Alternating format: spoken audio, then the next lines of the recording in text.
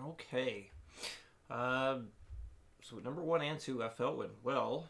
I know you said you had a bit of a hard time with the rhythm in number two, so let's do a couple more just to get this rhythm more solid.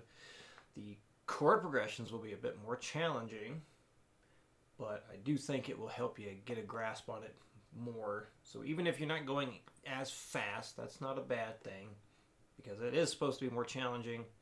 So you get the challenging stuff, get that as good as you can.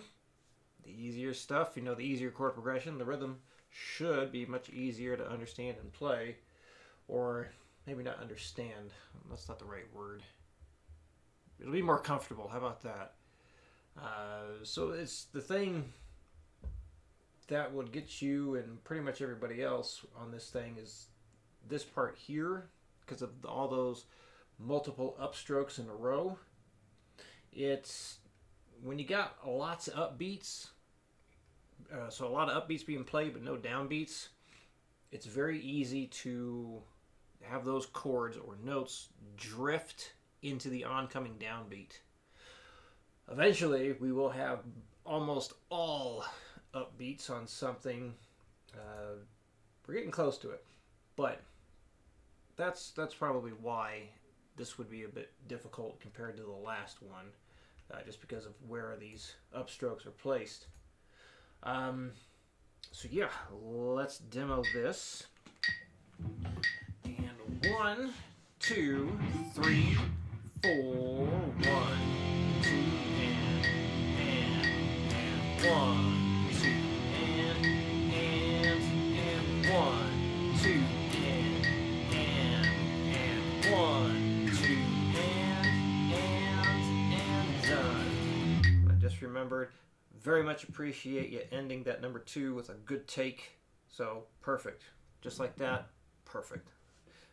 All right, 120, 1, 2, 3, 4, 1, 2, and 1, 2, and 1, 2, and 1, 2, and done. 180, 1, 2, 1, 2, 3, 4.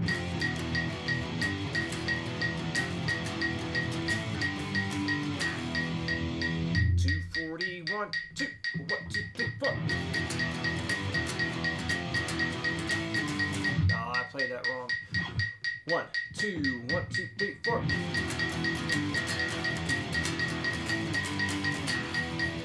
There we go. All right, number 2. So definitely much more complicated here. We got those inverted 5th chords in the 4th bar. So remember, play the top notes. The notes on the D string here with the pinky, just like you do here. And just bar with your index finger, keep that pinky down. Makes things much, much easier. 60 beats per minute, here we go. 1, 2, 3, 4, 1. And 1.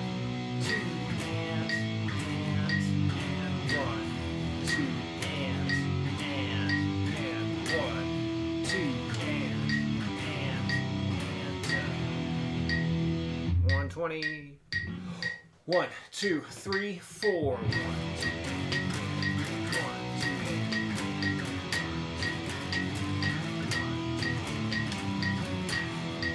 180. 1, 2, 1, 2, 3, 4. That was not good. 1, 2, 1, 2, 3, 4.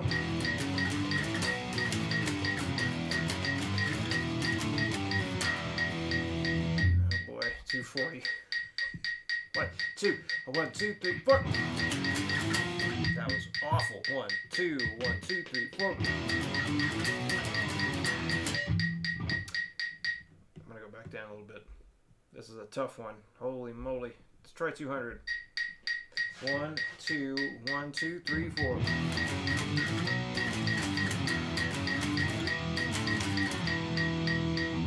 220. 1, 2, 1, 2, 3, 4.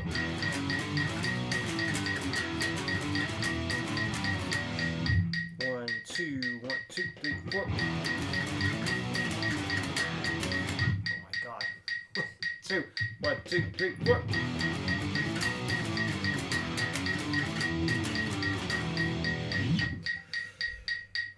240. 1, 2, 1, 2, 3, 4.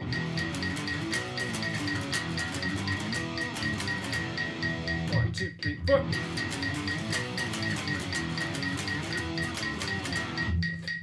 2, 1, 2, 3, 4. 1, 2, 1, 2, 3, 4. Whew. All right, that felt good. So please remember, if you're not getting really fast, especially with this guy, that's fine. It's fine. We're just working on pushing the accuracy and all that stuff.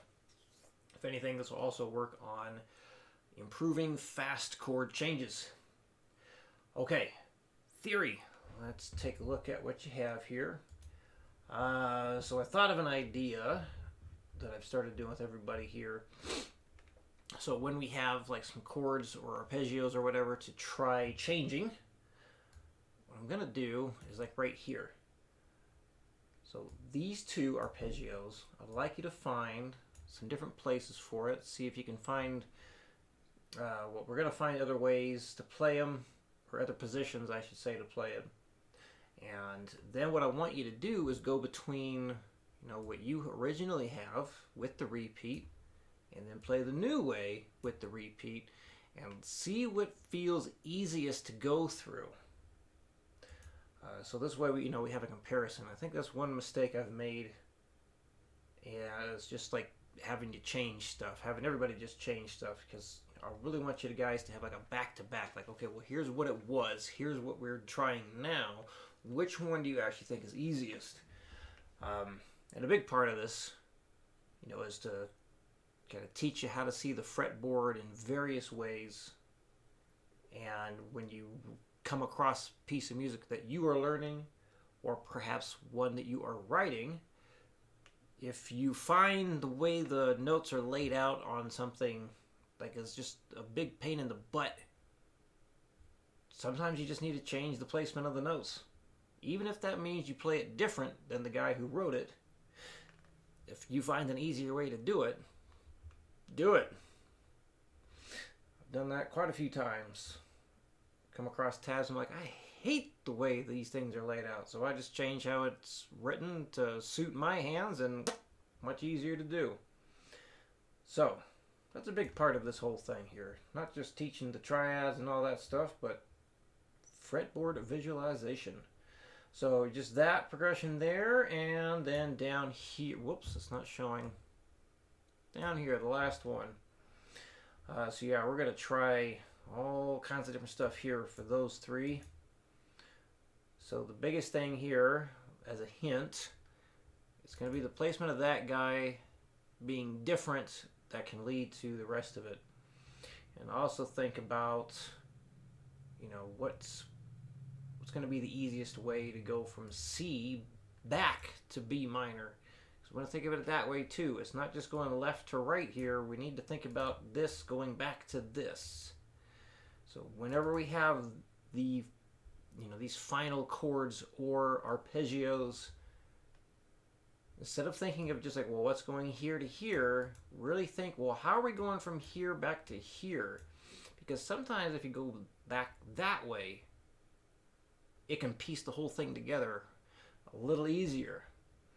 So let's try that, send it over once you got some updates, and again, just compare it to, I want you to play the old way and then play the new way, see what feels easiest. And so here's an idea to practice the whole triad and inversion stuff some more. And actually, I'm going to turn that off here for a sec. We can do this with no distortion, but you can do it with distortion too. So I thought this might be a neat idea. Do it any key that you want, any chord that you want. I was just starting down here. I thought, well, we always start with the key C. So let's continue with that for a new idea.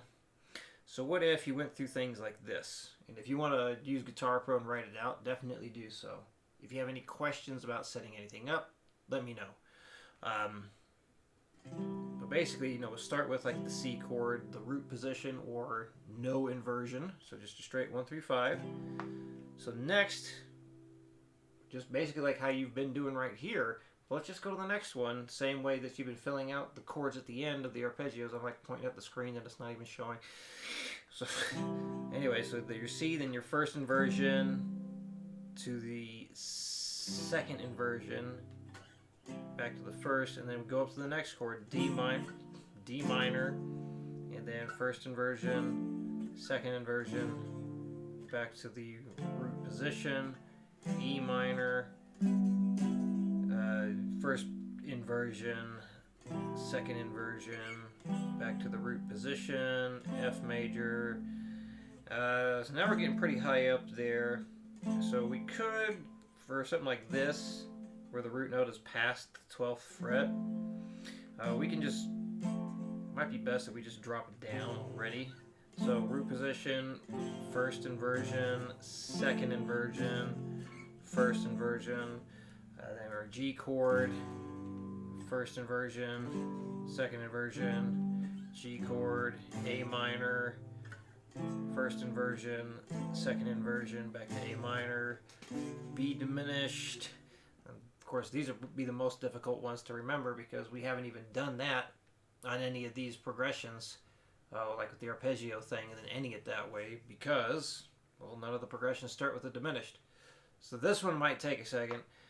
It took me a second when I was thinking of this idea. I was like, oh.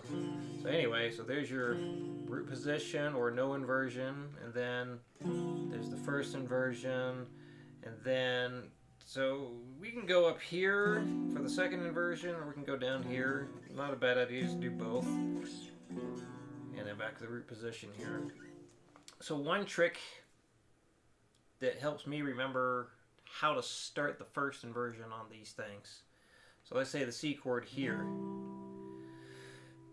So just remember, you just go up 2 notes in key, and then you start what looks like a minor shape, and then you just bar. So what I mean by what starts with a minor shape. So if we do the E minor, we're going 12, 10, which is a minor third distance here, right? So the 12, 10, 9. So your E, or your C chord here, we'll check it out. If we get rid of the C note, we're left with E, G, which are the first 2 notes of an E minor chord. E, G, right? So E, G, B makes the E minor. We'll just raise that guy up. There you go, first inversion of the C chord. So that's what I think of to get to the first inversion quickly. I go up 1, 2 notes, start to build a minor chord. If it's a major chord inversion, start to build a minor chord, but then just bar. Now that's just for the low E string anyway. And then when you do the minor chord, again, you go up 1, 2 notes in key, where you go up a minor third distance for the minor chords, and then you start to build a major chord, and then bar. So it's almost like the first inversion of a major chord starts off like a minor chord. The first inversion of a minor chord starts off like a major chord. Hopefully that is making sense and I'm not confusing you.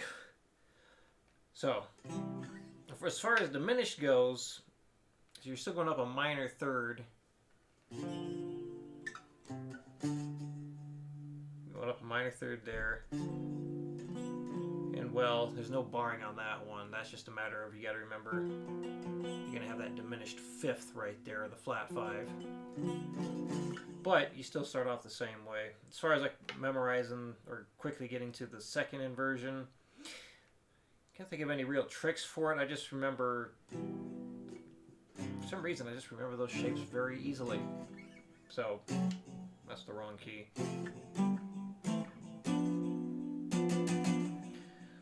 But they're always starting off, all of the second inversions start with like the same 2 frets there when you begin on the low E string and the A string, right? Major, minor, and then, well, that would be diminished there. Diminished is just an oddball. So even like when you're doing stuff here, So you're starting on that D string. Again, you're just going to go up 1, 2 notes in key. And then you start building that minor. And then you can't do the bar on this one. So no easy bar on that because of the guitar's tuning. But you still start it that way. So go up 2 notes or a major third in key for the major chord. So C major up, 2 notes higher. And that's where that one begins. And then our second inversion. It's an easy way to think about this one. So this one you just bar all 3 strings for that major chord one there. As part of that C chord shape there. And then for like the minor chords, so let's take this A minor here. 1 flat 3 5. Again, you go up a minor third to start the chord, and then there is right there. You begin that major chord shape, and then there's your root notes. And then the second inversion, if you just remember this minor chord here, your A minor, your typical A minor, well, that is the second inversion within that shape. And then diminished, let's see, there's our B diminished. So just like the minor chord, we go up a minor third. And that also starts off like building a minor chord. And then you got your root note there. And then the second inversion, starting with that F note. What's an easy way to remember this guy? If you remember this shape here, that first B diminished chord shape we've gone over, it's this shape minus what your index finger is on. So that's the second inversion for the diminished chord, starting on the D string.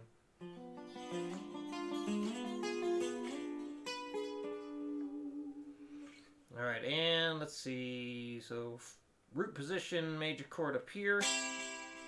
So the same idea to find where the bass note is for the first inversion. Just go up a major third distance. Again, we're doing the major chord inversion, so we go up a major third.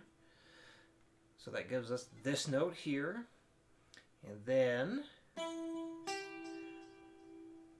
start by doing the whole minor chord build. That's the minor chord build right there.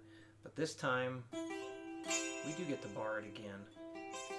Here's another cool way to visualize this. This is taking that kind of bar chord, you know, like your F major bar chord. It's the top 3 notes of that shape.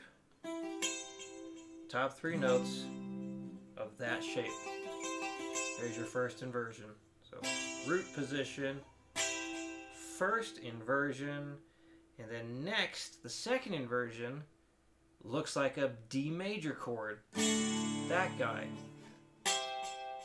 So if you can remember the second inversion of a major chord starting on the G string, it looks like a D major chord. So you can do it down here open as well. Yeah. So it's just taking a D major shape minus the note on the D string, just move that around. That's your second inversion right there. Alright, let's look at the D minor chord again. So, minor chord, we want the first inversion, we go up a minor third.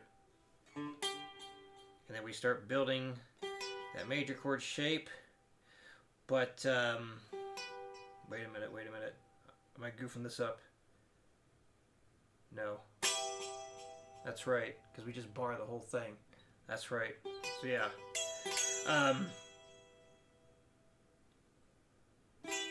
That's not a D minor, that's an E minor. That's the D minor. Well, anyway. So yeah, that's a nice one. A nice easy shape to remember. First inversion minor chord starting on the G string. You just bar all 3. Which is basically taking this E minor chord here and then just playing those top 3 strings. Alright, so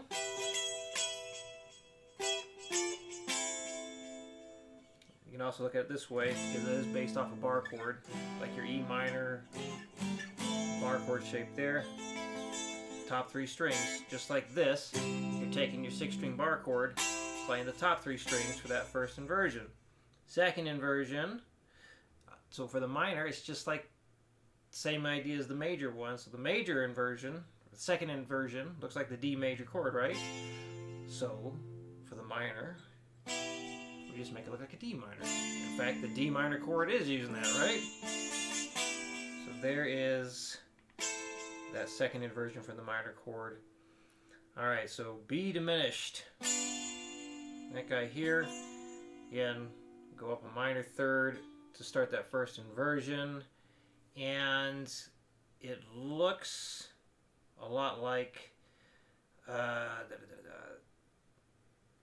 that's not the easiest way to describe it, I don't think. I'm also thinking of the wrong one. Right, so there's your B diminished. There's the start there. Why am I having a brain fart right now? That's it. You can tell I hardly ever hit that one. That's the chord. Alright, what's an easy... Okay, so there's an easy way to think of it. Maybe this will help you remember. So, to quickly remember this shape, again, we go up the minor third distance for the new bass notes. So we just take that bar that we did for the minors and just flat that middle note. There you go. That is your diminished shape right there. First inversion diminished. And then the second inversion, where the B note's going to be here. That's the shape I was thinking of. Let's see what's an easy one to do here. So it's a lot like that, again, that D minor shape, but this note is the same fret as that note. So the middle finger note currently for like the... So basically this is a D minor second inversion, right? Well, that's the fifth interval, so we got to flat that. So maybe if you think of it like a triangle, or like an arrow. Kind of looks like that, right? It's kind of like an arrow pointing that way. So yeah, diminished are funny, but hopefully those explanations there can help you find these things more quickly. So yeah, just try that. Just kind of go through one chord after the next. Just do root position, first inversion, second inversion, back to root position, or the no inversion. See how that goes. Obviously, the starting on the D string and the G string will be most problematic, but hopefully those hints, those little things to think about, help you out. All right. Any questions? Let me know. I'll see you in your next video.